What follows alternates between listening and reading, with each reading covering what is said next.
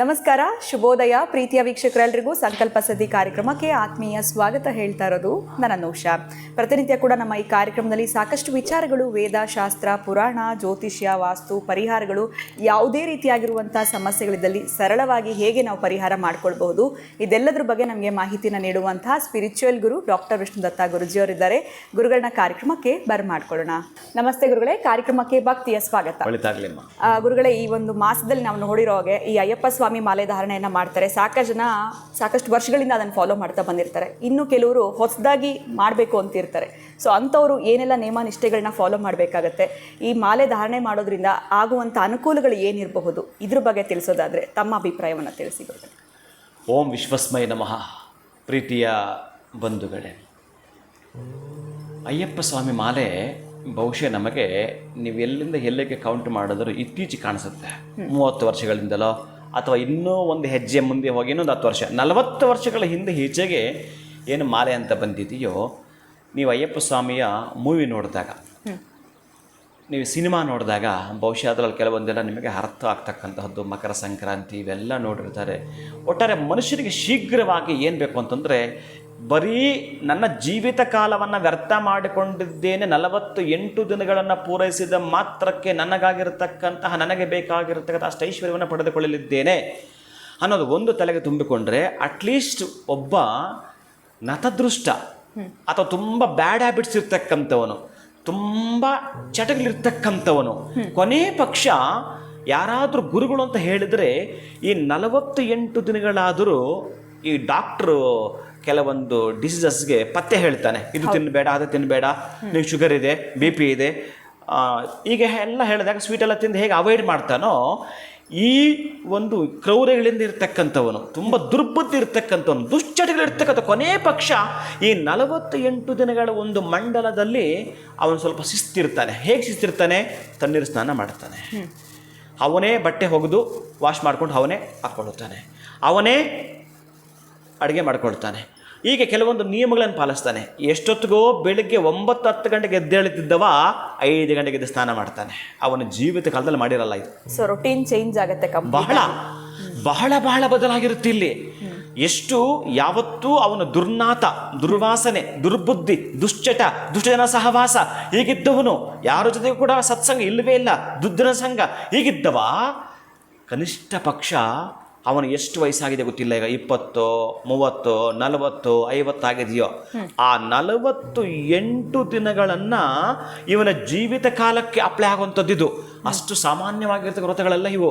ಅದಕ್ಕೆ 48 ನಾವು ಯಾಕೆ ಹೇಳ್ತೀವಿ ಅಂತಂದರೆ, 27 ನಕ್ಷತ್ರಗಳು, 12 ರಾಶಿಗಳು, 9 ಗ್ರಹಗಳು ಇಲ್ಲಿವೆ ಈ 48 ದಿನದಲ್ಲಿ.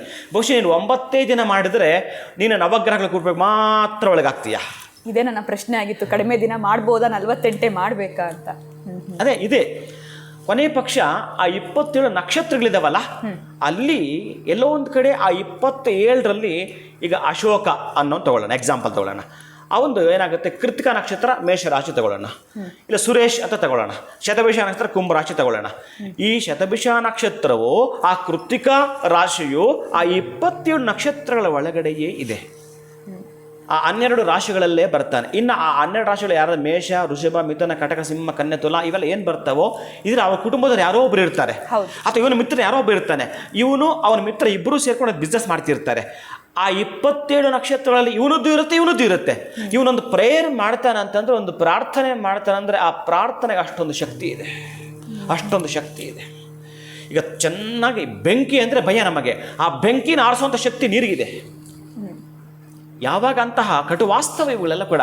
ಅದಕ್ಕೆ ಈ ಅಯ್ಯಪ್ಪ ಸ್ವಾಮಿಯ ಒಂದು ಸುಪ್ರಭಾತವನ್ನು ನಾನು ಭಾಳ ಚೆನ್ನಾಗಿ ಆ ಸಂದರ್ಭದಲ್ಲಿ ಹಾಡ್ತಿದ್ದು, ಅದೋ ಕೋಗಿಲೆ ಪಂಚಮ ಸ್ವರದಲ್ಲಿ ಸ್ವಾಮಿ ಸ್ವಾಮಿ ಅಂತು, ದಯಾಧನೆಯಲ್ಲಿ ಕಾಮಧೇನು ಕಂದ ಅಂತು, ನಿನ್ನ ನೋಡದೆ ಹೊರಟವು ಮುಗಿಲು ಆ ಪಕ್ಷಿರಾಜನು ದೇಗುಲ ಸುತ್ತಿ ಬರುವುದು ನೋಡೇ ಚಂದ, ಲಕ್ಷ ಭಕ್ತರ ಕೊರಳಲಿ ಜಯ ಜಯ ಘೋಷ ಚಂದ.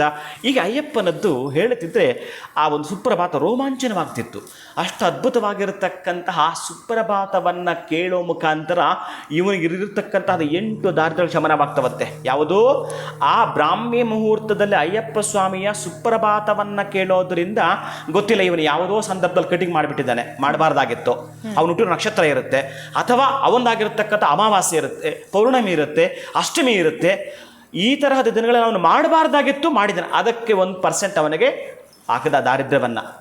ಅಥವಾ ಅವನು ತಿಂದಿರ್ತಕ್ಕಂಥ ಅನ್ನದ ಶೇಷವನ್ನು ತಿನ್ನುವ ಮೊದಲು ಯಾರಿಗೋ ಹಾಕಬೇಕಾಗಿತ್ತು, ಕಾಗೆ ನಾಯಿಗೆ, ಅದನ್ನು ಹಾಕಲಿಲ್ಲ, ಅಥವಾ ತಿಂದಿದ್ದ ಜಾಗದಲ್ಲಿ ಶುದ್ಧಿ ಮಾಡಲಿಲ್ಲ, ಅದು ಕೂಡ ದಾರಿದ್ರ್ಯವೇ.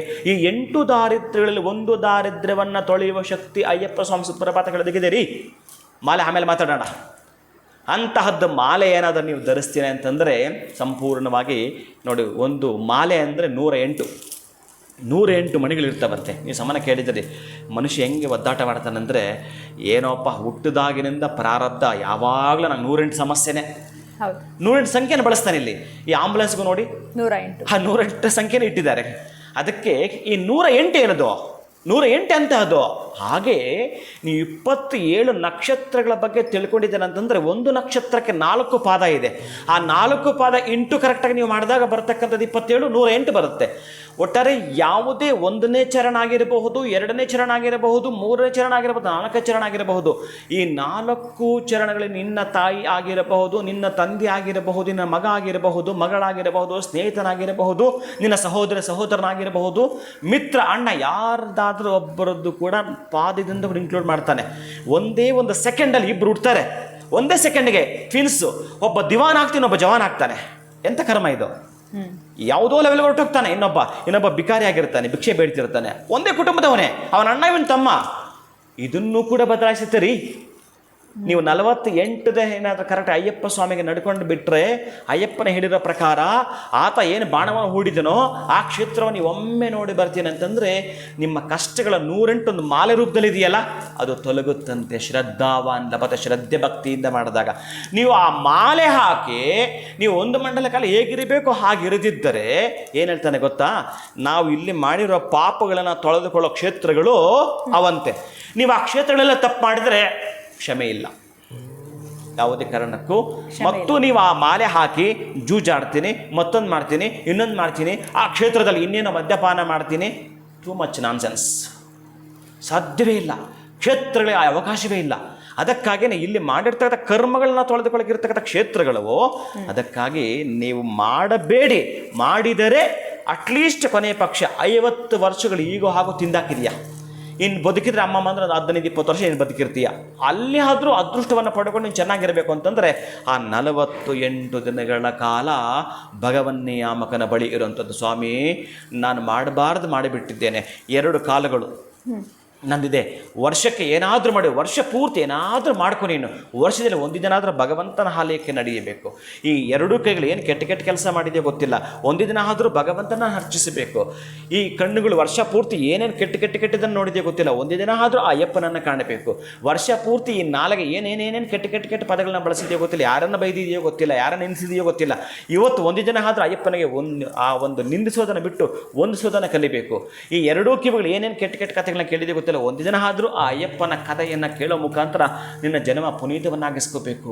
ಶಿರಸಾಷ್ಟಾಂಗ ನಮಸ್ಕಾರ ಮಾಡ್ತೀಯ. ಯಾರು ಬೆಳಗ್ಗೆ ಎದ್ದರೆ ನಿನ್ನ ಮಿತ್ರರು ಬರ್ತಾರೆ, ನಿನ್ನ ಶತ್ರುಗಳು ಬರ್ತಾರೆ, ಈಗ ನಮಸ್ಕಾರ ಹೇಳ್ತಾನೆ ಇರ್ತೀಯ, ನಮಸ್ಕಾರ ಮಾಡ್ತಾನೆ ಇರ್ತೀಯ.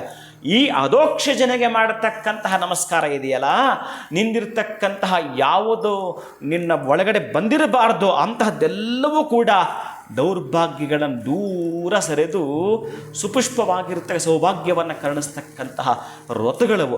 ಅದಕ್ಕೆ ವ್ರತಕ್ಕೂ ಪೂಜೆಗೂ ಲಾಟ್ ಆಫ್ ಡಿಫರೆನ್ಸ್ ಇದೆ.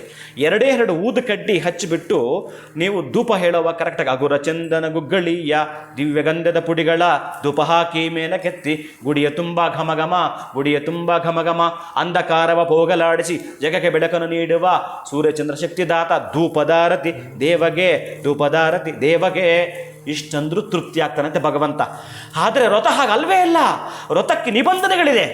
ಹೀಗೆ ಅಂತ ಈಗ ನೀವು ಯಾವುದಾದ್ರೂ ಒಂದು ಪೇಪರಲ್ಲಿ ನೋಡಿ, ಈ ವೆಹಿಕಲ್ ತೊಗೊಳ್ಬೇಕಾದ್ರೆ ಡಿಸ್ಕೌಂಟ್ ಕೊಟ್ಬಿಟ್ಟು ಬರೀ 5,000 ಅಂತ ಹಾಕಿರ್ತಾನೆ, 5,999 ಮೇಲೆ ಸ್ಟಾರ್ ಹಾಕಿರ್ತಾನೆ. ಸ್ಟಾರ್ ಹಾಕಿದ ಕಂಡೀಷನ್ ಅಪ್ಲೈ ಅಂತ ಏನೇನೋ ಇದೆ ಒಳಗಡೆ ಹೋದರೆ ನಿಮಗೆ ಹಾಗೆ ಈ ವ್ರತಕ್ಕೂ ಕೂಡ ನಿಯಮಗಳಿದ್ದಾವೆ. ಆ ನಿಯಮಗಳನ್ನು ಪಾಲಿಸಿದ್ದೆ ಆದರೆ ತೋರಿಸು ನೋಡೋಣ. ನೀನೇನು ಕೇಳ್ಕೊಂಡಿರೋದು? ಖಚಿತ ಖಂಡಿತ ಶೀಘ್ರಮೇವ ಐಶ್ವರ್ಯ ಪ್ರಾಪ್ತಿ. ನೀವು ಅಯ್ಯಪ್ಪನ ಮಾಲೆ ಹಾಕ್ತೀನಿ ಅಂತಂದರೆ ನೀವು ಎಂತಹದ್ದು ಬೇಕೋ ಅಂತಹ ದೀರ್ಘವಾಗಿರ್ತಕ್ಕಂಥದ್ದು. ಗೊತ್ತಿಲ್ಲ ರೀ, 29 ವರ್ಷಕ್ಕೆ ನೀನು ಸಾಯಬೇಕಾದ ಭಗವಂತ ಬರ್ದಾಕಿರ್ತಾನೆ. ಮಾಲೆ ಹಾಕ್ಬಿಟ್ಟು ನೀನು 27ನೇ ವರ್ಷಕ್ಕೆ ಎಕ್ಸ್ಕ್ಯೂಸ್ ಕೊಟ್ಬಿಟ್ಟೆ ನಿನಗೆ 50 ವರ್ಷ ಬದುಕಲಿಕ್ಕೆ. ಆರೋಗ್ಯ ಹೇಗೋ ಹಾಗೋ ಸಮಜಾಯಿಸಿ ಕೊಟ್ಕೊಂಡು ಬರ್ತಾ ಇದೆ.